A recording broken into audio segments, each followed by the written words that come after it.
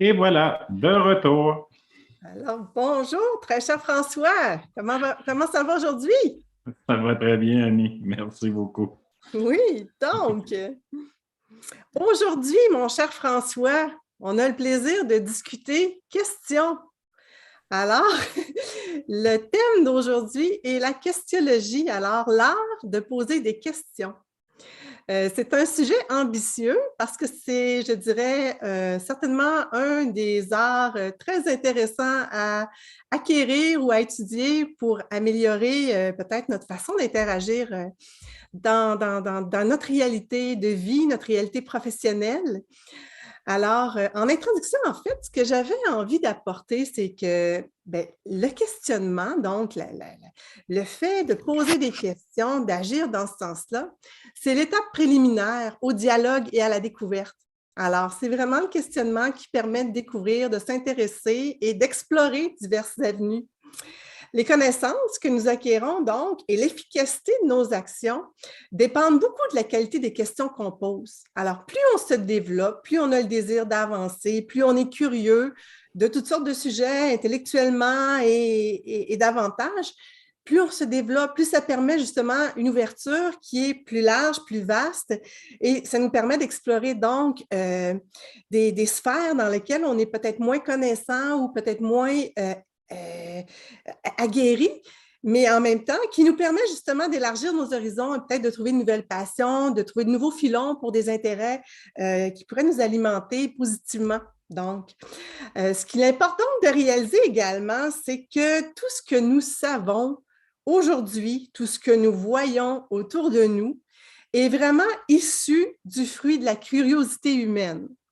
Alors, qu'on regarde, qu'on observe autour de nous tout ce qui existe, tout ce qui fait partie de notre vie, toutes les connaissances qu'on a acquises au fil du temps également, viennent vraiment de la curiosité qu'on a pu avoir et de l'intérêt de s'y attarder et de se développer dans ce sens-là.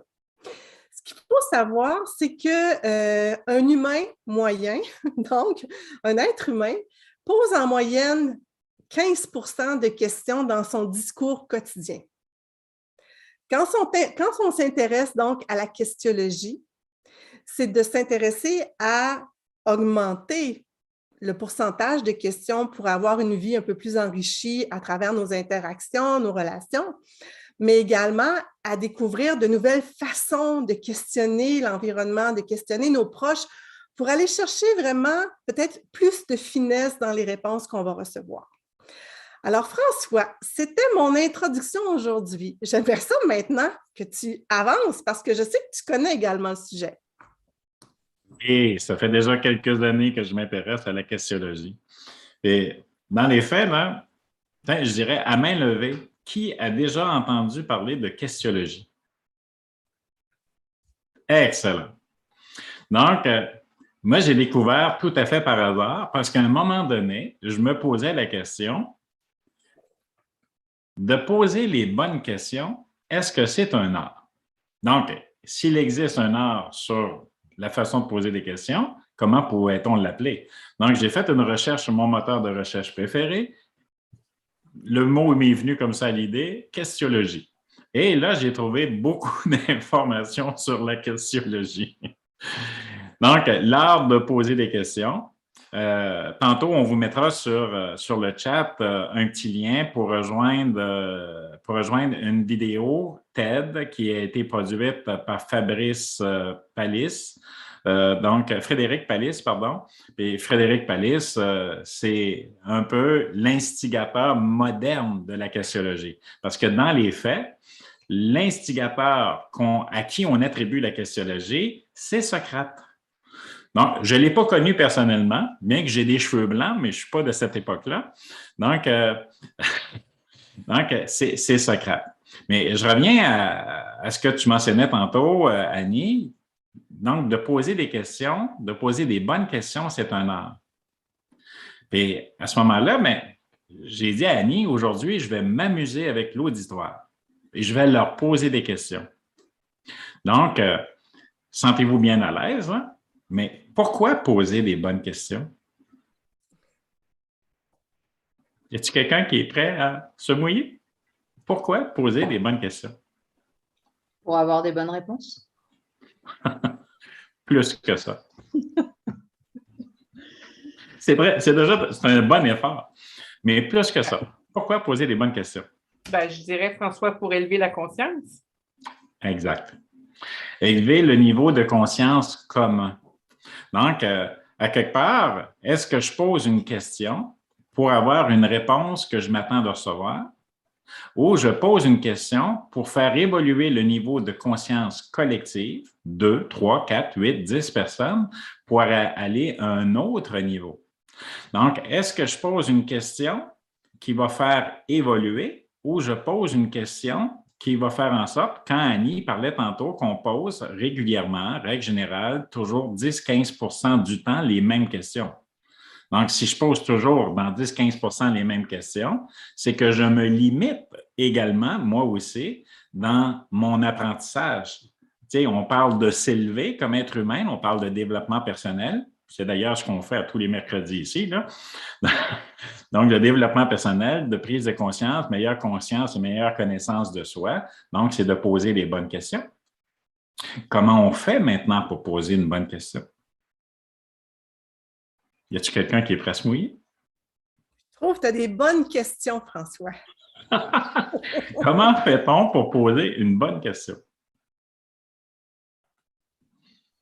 Oui, Christine. S'intéressant à la personne qui est devant nous. Oui. S'intéresser à la personne devant nous.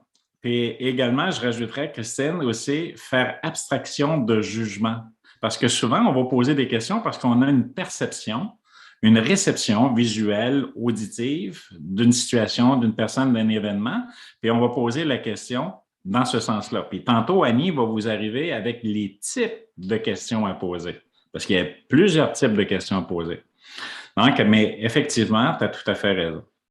Donc, pour apprendre quelque chose de différent, on se doit de considérer de faire des choses différentes. Donc, pour apprendre autre chose, de faire et de poser des questions qui sont différentes également. À ce moment-ci, très chère Annie, qu'aurais-tu à rajouter pour nous afin de faire évoluer nos interrogations et nos questionnements aujourd'hui? J'aurais envie d'ajouter également à la réponse de Christine également de développer l'art du questionnement nécessite également le désir de lien avec la personne ou avec les autres. Donc, quand on est en interrelation ou qu'on a un désir d'apprendre, nécessairement, il y a un intérêt envers l'autre. Alors, ça demande une présence. On en parlait au moment de l'écoute parce qu'on a fait une animation sur l'écoute. Alors, la présence également est un élément essentiel au questionnement. Plus on est présent à ce qui est autour de soi ou à un sujet qui nous interpelle, plus on aura la chance d'étayer une question qui sera pertinente et qui ira dans le sens de la réponse qu'on souhaite recevoir. Parce qu'il faut éviter, c'est d'induire la réponse, mais bien plutôt de susciter une question qui va générer plus d'interaction ou d'une dynamique positive d'énergie qui permet justement d'en apprendre davantage à chaque fois.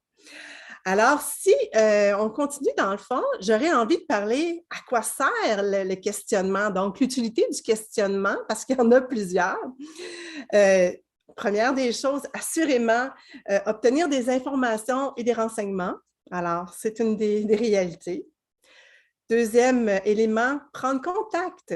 Donc, le questionnement permet de créer un lien avec l'autre et de prendre contact, donc de créer cette dynamique-là qui permet justement d'avoir un échange stimulant, intéressant avec quelqu'un d'autre.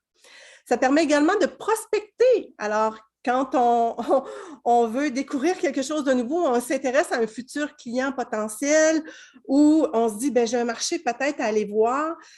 S'intéresser donc à la prospection permet également ça. Ça permet également de négocier. Alors, il y a des questions de négociation qui entrent en ligne de compte souvent. Et plus on est agile à bien contrôler notre mode de questionnement, plus on a la capacité de négocier de façon pertinente en intégrant les éléments au bon moment, en ayant la finesse de bien positionner nos préoccupations ou les besoins du client devant nous. Également, le questionnement permet de répondre à une objection. Donc, il y a une objection qui est citée et on ne la comprend pas bien, on ne sait pas comment trop y répondre. Alors, on peut re-questionner pour dire, bien, en quoi ça, ça constitue une objection pour toi? Qu'est-ce qui fait que tu en viens à une objection? Et finalement, conclure et obtenir une adhésion. Alors, on le voit souvent, ça, quand on est dans un mode de négociation, même un mode d'échange où on veut faire une vente de produits ou de services, ou même on veut faire un consensus avec un partenaire de vie, puis en venir donc à l'adhésion commune. Le questionnement permet ça. Alors, il y a peut-être d'autres aspects du questionnement liés à son utilité, mais je pense que ça résume bien les diverses sphères. J'avais quelque chose de super intéressant que j'ai trouvé, en fait, qui démontre bien à quel point, je l'ai amené en introduction, à quel point le questionnement est vraiment intéressant et pertinent et comment ça développe le monde. À un moment, Watson et Crick se sont demandé à quoi pourrait ressembler l'ADN en 3D. Alors, ils ont réussi par la suite à répondre à la question et c'est comme ça qu'ils ont découvert les doubles hélices liées à l'ADN. Alors, on voit que la question qu'ils se sont posée a permis cette découverte-là. Également, Ray Kroc, qui un jour s'est demandé où pourrais-je trouver un bon hamburger lorsque je voyage? Il a répondu et c'est ce qui a amené la création des McDonald's. Donc, ces questionnements-là qui un jour ont atteint l'esprit d'une personne ont fait en sorte qu'aujourd'hui, on se retrouve dans une réalité où personne ne se pose des questions sur ce qu'est McDonald's. Tout le monde, c'est clair, on le sait, on le voit, mais c'est parti de l'esprit d'une personne. Alors, c'est important de le réaliser et on en parle souvent à Change ta réalité. L'importance du mindset, l'importance de la créativité, l'importance de s'intéresser, de se cultiver, de s'ouvrir. Alors, voilà comment le questionnement peut permettre justement d'en venir à générer plus de vie dans nos vies. François, je suis certaine que tu as ajouté à ce sujet. Et que tu me connais. Donc, vous voyez, on s'amuse toutes les deux, Annie et moi, là. Puis, pour les gens qui viennent régulièrement, vous le savez, puis pour d'autres, c'est sûr que vous ne le savez pas, mais Annie et moi, là, ça fait près de 9 mois qu'on se côtoie, puis on ne s'est jamais rencontrés en vrai, puis on demeure dans la même ville. Donc, pour les personnes qui ont de l'appréhension sur le modèle virtuel, on peut faire de très belles choses par le virtuel, puis se lier d'amitié et développer aussi beaucoup de compatibilité ensemble. Donc, oui, je vais rebondir parce que, tu sais, tu as soulevé plusieurs points, puis souvent, les questions, on va penser à formuler des questions à l'égard de quelqu'un d'autre. Mais ce que tu viens de toucher, c'est des questions envers soi-même. Donc, se poser les bonnes questions, ça vaut pour soi aussi, là. L'être humain, de par sa nature, est un peu pogné dans ses pensées. Donc, ça va faire sourire quelques personnes que je connais, 60 à 70 000 pensées qui circulent dans le cerveau humain dans une journée, vont en sortir une multitude de scénarios. Et jour après jour, ces mêmes scénarios-là vont se répéter à plus de 90 %. Donc, dans le cas où je pense toujours de la même façon et je me pose toujours les mêmes questions, je vais rester prisonnier de mon schéma de pensée et mon mindset ne sera pas en mode évolution. Donc, le fait de se poser les bonnes questions à soi-même, puis de changer notre réponse sur les questions, nous permet de grandir et d'évoluer soi-même. Je reviens à ton fameux hamburger de tantôt. Donc, de créer le modèle McDonald's. Donc, de poser une bonne question, c'est d'obtenir une réponse. De poser une excellente question, c'est d'obtenir la vérité. Donc, ça fait toute une différence. Je parle régulièrement de Ishikawa, OK? Donc, du fameux diagramme d'Ishikawa. Ishikawa n'étant pas un Allemand, mais vraiment un Japonais, par son nom. Donc, Ishikawa qui a identifié que sur tout... Je me trouve drôle à chaque fois que je le dis. Donc, ça, c'est mon genre d'humour. Mais Ishikawa qui a noté, qui a relaté que sur toute relation de cause à effet, on va avoir 5, 7, peut-être même 9 couches à franchir. Donc, plus j'arrive avec de l'affinité et de la précision sur mes questions, sur la première réponse, je vais avoir une information qui va être là. Sur une deuxième, sur une troisième, sur une quatrième, ça va être différent. Donc, exemple, oui, l'arête de poisson, Lise. Donc, à quelque part, OK, je raconte une anecdote. Je raconte une anecdote souvent à mes clients. Je suis avec un client qui me dit, ben, tu sais, François, je ne sais pas qu'est-ce qui se passe là, mais depuis un certain temps, je procrastine beaucoup. OK. Donc, il y a des recettes miracles, vous savez, là. Il y a des personnes qui vendent des recettes miracles sur la procrastination partout sur le web. Mais tant qu'à moi, la procrastination, ce n'est pas une maladie contagieuse. La procrastination est reliée à un fait, est reliée à une peur, une crainte qui empêche la personne, un inconfort qui empêche la personne de se mettre en action. Donc, je lui pose la question. Une première question, donc, depuis combien de temps tu vis ça? À quel moment de la journée tu vis ça? Qu'est-ce qui arrive? Qu'est-ce qui se produit? Là, il commence à me parler, qui fait de l'insomnie, qui dort mal. Bon, fait de l'insomnie, dort mal, peut penser, bien, il y a des problèmes. Tu sais.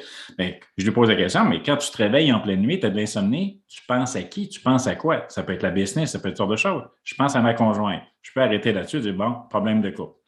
Je continue. OK? Tu penses à ta conjointe, mais qu'est-ce qui t'amène à penser à ta conjointe en pleine nuit?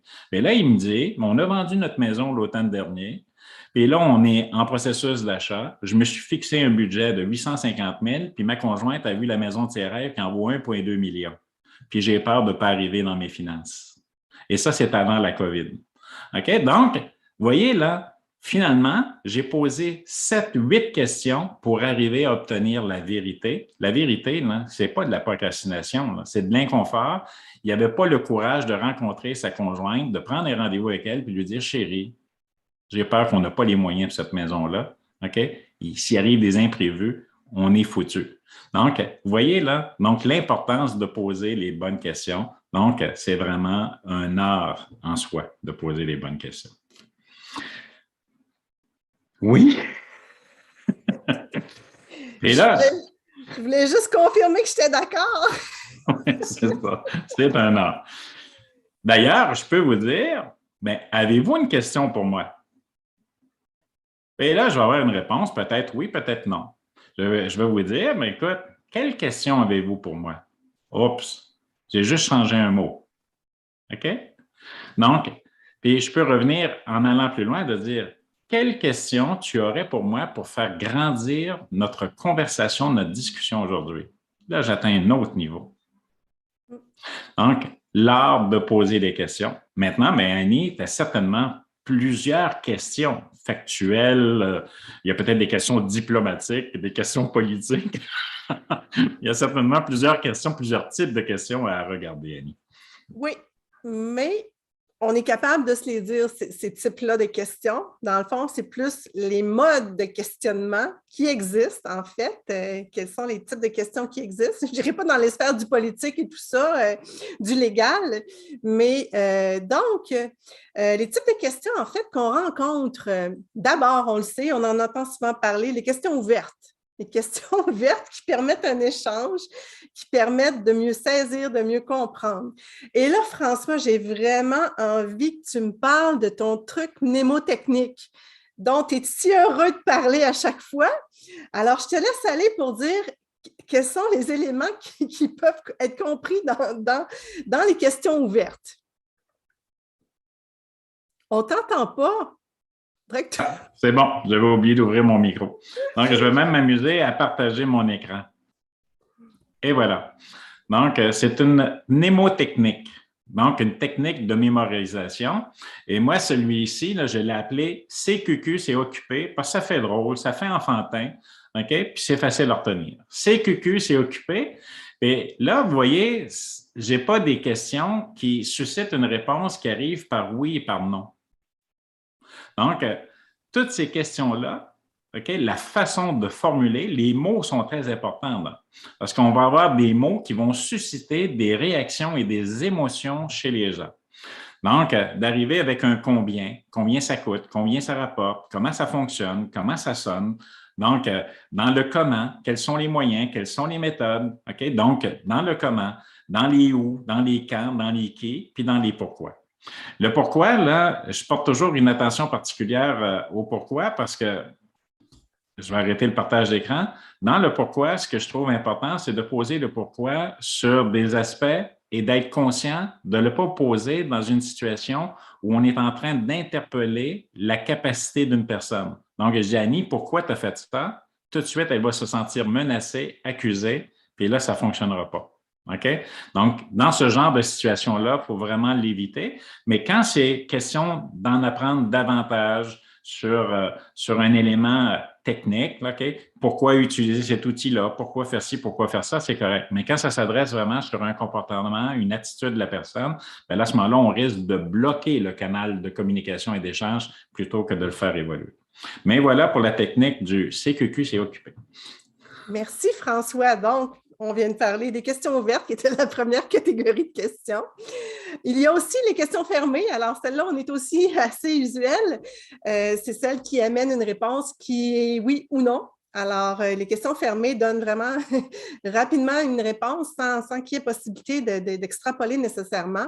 Il faut faire attention donc aussi, même quand ça peut être utile, les questions fermées quand on a besoin d'avoir une réponse justement de cet ordre-là. Il faut juste faire attention de ne pas induire par la formulation de notre question, justement, une réponse tendancieuse. Alors, parce qu'on ne veut surtout pas faire en sorte que notre interlocuteur puisse se sentir manipulé ou qu'il puisse se sentir, justement, comme tu mentionnais, François, agressé par la question qu'on pose. Il existe également les questions partielles, donc qui contiennent une partie de la réponse ou qui orientent la réponse de l'interlocuteur dans un sens souhaité. Alors, puis ça, on peut l'utiliser, entre autres, pour ramener une discussion qui aurait pu se rendre dans une sphère non souhaitée, pour la ramener dans l'axe. Alors, les questions donc partielles. Il existe également les questions relais. Qui permet de davantage expliciter ce que l'interlocuteur vient de dire. Donc, ce n'est pas précis pour nous ce qu'il a dit. Donc, on veut l'amener à exprimer davantage sur son propos. Alors, on fait une question relais qui permet justement d'ouvrir et d'aller au bout de l'information avec la personne qui est devant nous. Il y a également les questions miroirs, qui est la dernière catégorie, qui permet de relancer le dialogue quand celui-ci s'éternise ou s'enlise, ou qu'il y a un silence pesant qui se présente. Donc, la question miroir permet de ramener le sujet avec l'interlocuteur dans une façon interrogative. Donc, ce qu'on peut faire à ce moment-là, c'est redire ce que la personne a dit sous forme de question. Il faut faire attention, par contre, quand on utilise ce genre de questionnement-là, pour ne pas faire en sorte de trop l'utiliser et que justement notre interlocuteur a l'impression qu'on ne fait que répéter ce qu'il dit et que ça devienne agressant pour lui. Donc, ce sont les questions qui existent, les types de questions qui existent dans ce sens-là. Des exemples de questions ouvertes quand on regarde qui est la personne à contacter, qui est le décideur, qui sont les acheteurs, dans le quoi, quels sont les besoins, quelles sont vos attentes, dans le où pensez-vous déployer vos produits, où sont les démarches les plus productives pour vous, dans le quand allez-vous prendre votre décision, quand les budgets seront-ils décidés, des choses comme ça. Donc, il y a plusieurs modalités, ça c'est des modalités plus facile. Dans les questions fermées, dans le fond, le prix est-il un critère pour vous? Ai-je répondu à votre question? Ça, c'est une belle question. Ai-je répondu à vos préoccupations? Optez-vous pour la solution 1 ou la solution 2? Quel est votre choix le plus pertinent? Les questions subjectives, maintenant, des exemples. Vous dites cela par rapport à quel événement? Vous hésitez parce que vous vous sentez de quelle façon? Vous comprenez bien que, donc, dans ces modalités-là, on est dans un mode de questions subjectives ou partielles. Les questions relais, quant à elles, dans le fond, sont les questions qui ne paraissent pas en aide. Dans le fond, c'est des questions qui n'ont pas l'air d'être des questions.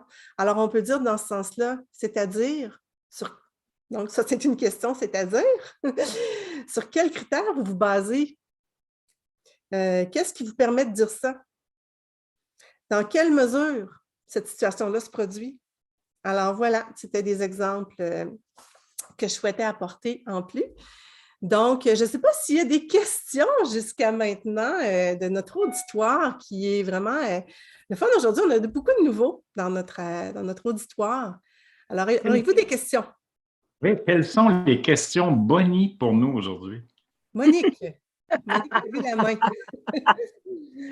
Qu'est-ce qui vous anime? C'est une magnifique question. Tu nous la poses ou tu trouves que c'est une belle question pour toi?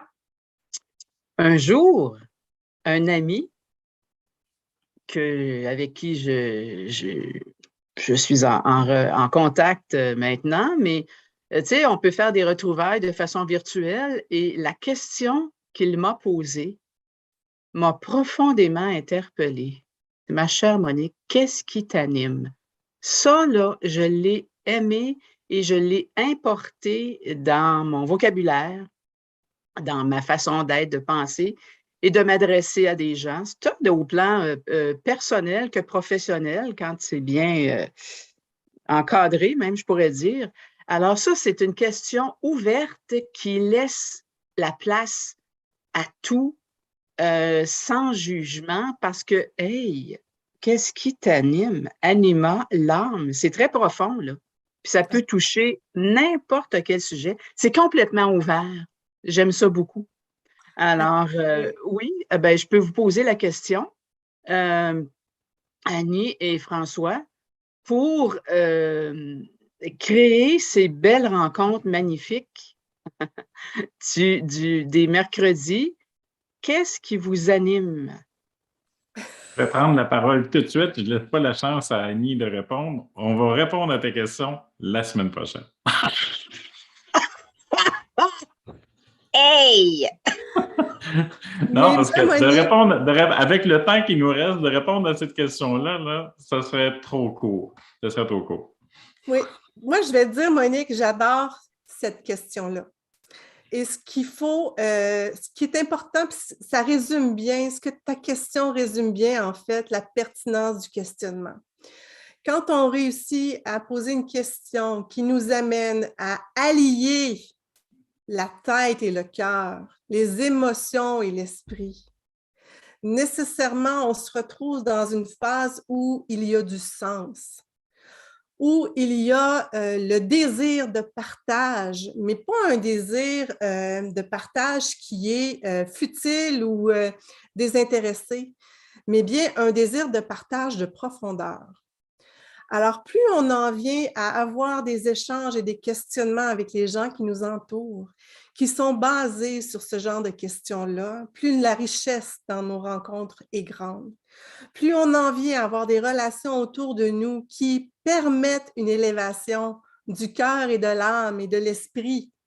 Donc, et c'est important de réaliser, et je peux partager que c'est ce que je vis, en fait. J'ai cette chance-là d'avoir rencontré François, mais d'avoir rencontré également plein de personnes qui me sont très chères et précieuses. Et le lien que j'ai avec ces gens-là est de cette façon-là et de cette ampleur-là. Et pour moi, c'est le genre de relation qui me touche, qui m'anime, qui m'inspire. Et je dois vous le dire, j'ai besoin d'être inspirée dans la vie pour avancer. J'ai besoin de me sentir tirée et élevée vers le haut. Pour moi, la vie a un sens et j'aspire à le découvrir de plus en plus par des relations et des gens riches. Alors, je vous invite tous à développer votre réseau, à vous ouvrir, même dans les relations de travail, professionnellement, même avec les employés, de le faire. J'ai agi de cette façon-là. Je sais que François, tu le fais également. On le fait et on le fait encore présentement avec les gens avec qui on travaille. Alors, j'ai l'impression de faire un cri du cœur, mais mon cri du cœur, il est positif dans le sens où si on veut avoir une vie qui ait du sens, si on veut que nos organisations se transforment, il faut justement s'élever dans nos interactions avec les gens et prendre cet espace-là pour créer, dynamiser notre vie. Voilà, François. Ainsi soit-il. Merci, François. Hey, amen. Magnifique. Amen. Donc, merci pour ta question, Monique. Puis moi, je répondrai la semaine prochaine parce que je proposerai quelque chose à Annie d'ici la semaine prochaine pour aller plus loin sur cette question-là. Donc, d'autres questions? Qui a une question privilège, Bonnie, pour moi, là, pour faire évoluer la rencontre d'aujourd'hui? Oui, Lise? Ben moi, j'en ai une. Qu'est-ce qui est ta plus grande préoccupation du moment? Oui? Très bonne question. Très bonne question. Si tu me poses la question, je vais te dire ma plus grande préoccupation du moment, en ce qui me concerne moi, là, c'est de vous livrer un contenu approprié aujourd'hui pour vous permettre sur la thématique de la questiologie d'aller chercher un maximum d'informations et un tant soit peu d'influencer la façon dont vous allez formuler vos questions, autant envers vous-même qu'envers l'auditoire avec lequel vous allez vous retrouver. Voilà ma réponse. Excellent. Je n'ai rien à ajouter. J'abonde. Ah, ben on pourrait faire le poisson, là, mais c'est correct. Oui. Non, pas le poisson. Je sais que Siwa, tu avais une question aussi. J'ai vu que tu avais levé la main. Oui, j'ai une question. De la même manière qu'on va dans un sens d'avancement dans le questionnement, il est important aussi d'aller dans l'autre sens, en soi. Donc, c'est véritablement d'aller dans un questionnement interne de plus en plus profond pour dégager finalement cette liberté et cette aisance à pouvoir poser les bonnes questions. En tout cas, à poser des questions qui donneront l'envie de pouvoir avoir des réponses, mais pas pour soi, mais des réponses à mieux connaître l'autre. Et c'est vrai que si on ne se pose pas de ces questions propres et internes à soi, la difficulté de poser des questions qui iront dans le sens de la personne que l'on a en face de soi va être trompée, va être difficile, va être parfois incompréhensible puisqu'on va réagir à travers ses propres prismes finalement. Et moi, la question que j'ai envie de poser justement pour aller gratter dans tout ça, qu'est-ce qu'il y a au cœur de soi-même qui permettra justement de dégager cette envie de vouloir connaître l'autre? Voilà. C'est une excellente question. Je pense, je vais te tenter une réponse. Je pense que l'être humain a ce désir très profond d'être en lien avec ceux qui l'entourent et d'être en relation. Et le lien et la relation donnent un sens à ce qu'il est et à la façon dont il agit dans la vie. Plus on se connaît, plus on s'intéresse à ce qu'on porte en soi, plus on se fait confiance, plus on se questionne soi et on se donne des réponses, parce qu'il faut s'en donner des réponses. Il ne faut pas rester dans les questions, il faut se donner des réponses. Plus on apprend à discerner ce qui convient, ce qui ne convient plus, et plus on aspire à avoir des relations qui nous élèvent. Alors, je ne voudrais pas aller trop loin, je ne voudrais pas en dire trop, mais j'ai foi en l'humain qui a ce désir très profond d'unité et d'union avec tout ce qui l'entoure. François? Merci, très chère Annie. On est déjà rendu à 12h52. Donc, avant de parler des devoirs puis du sujet de la semaine prochaine, je vous ai mis sur le chat tout à l'heure, peut-être vous avez remarqué, le lien pour rejoindre la vidéo là, de M. Palis. Et également, je me permets, en rafale, je vous partage très rapidement ici un petit document. Vous avez même l'adresse où le retrouver, là.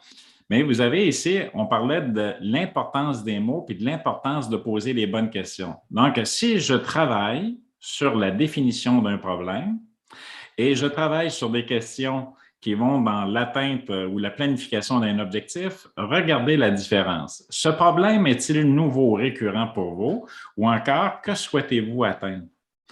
La façon de formuler la question, regardez la pertinence d'introspection qu'on développe une par rapport à l'autre. Donc, vous l'avez aussi dans les possibilités d'action ou dans le plan d'action. puis dans le diagnostic des atouts et des faiblesses. Donc, si j'arrive puis je m'adresse à une personne en parlant de ses faiblesses, quels sont les obstacles? OK? Comment allez-vous les surmonter? Déjà, de parler de faiblesse, c'est un mot avec une connotation négative, préjudiciable et préjudicieuse qui va amener la personne à penser d'une façon complètement différente. Tandis qu'ici, vous voyez, avez-vous atteint votre objectif? Comment savez-vous que vous y arrivez? Comment savez-vous ce que vous devez faire pour y arriver? Donc, vous voyez, dans la façon de formuler les questions, c'est un art, mais ça nous amène à un niveau dans une dimension complètement différente. Très chère Annie. Oui. Oui? Je vais juste ajouter, il y a Éric qui était présent, qui vient de quitter et qui nous a laissé avec une belle question. OK. Je vais la partager, je vais la dire parce que, en fait, je pense qu'on peut tous se la poser, puis la réponse, on peut tous se la donner à soi. Jusqu'à quel point avez-vous atteint votre mission aujourd'hui? Alors, c'est la question qu'Éric nous pose. On n'y répondra pas. On va garder la réponse. Je pense que chacun peut se poser cette question-là. C'est une belle question. À moins que François, tu aies envie d'avancer. Je vais dire, comme j'ai mentionné à Monique tantôt, la semaine prochaine. La semaine prochaine. Parfait. Donc, mais la question est très pertinente pour chacun de nous. Tout à fait. Donc, les devoirs, en fait, je vous invite tous à vous questionner sur vos questions. Je vous invite tous à regarder votre processus de questionnement interne d'abord parce que je pense que ça commence par soi. Je pense qu'on doit d'abord se questionner sur soi-même avant d'essayer de percevoir ou de vouloir s'intéresser à ce qui est autour de nous. Alors, je vous invite à vous poser des questions sur vos propres questions, d'essayer d'alimenter votre discours interne dans des nouvelles avenues. Alors, sortez de votre bagage de questionnement usuel et posez-vous des questions qui vont vous amener peut-être vers un plus grand sens et une meilleure connaissance de vous-même. Et n'hésitez pas à adresser des questions puis à attendre des réponses. C'est comme ça que se développe l'intuition. Donc, de percevoir les réponses, d'avoir foi que les réponses qui viennent puis qu'on perçoit sont les bonnes, c'est aidant. Alors, ce que j'offrirais comme devoir aujourd'hui, François. Excellent. Et à chaque semaine, merci beaucoup Annie, à chaque semaine, on lance toujours à notre auditoire une question. Quel sujet avez-vous à nous suggérer pour notre prochaine rencontre?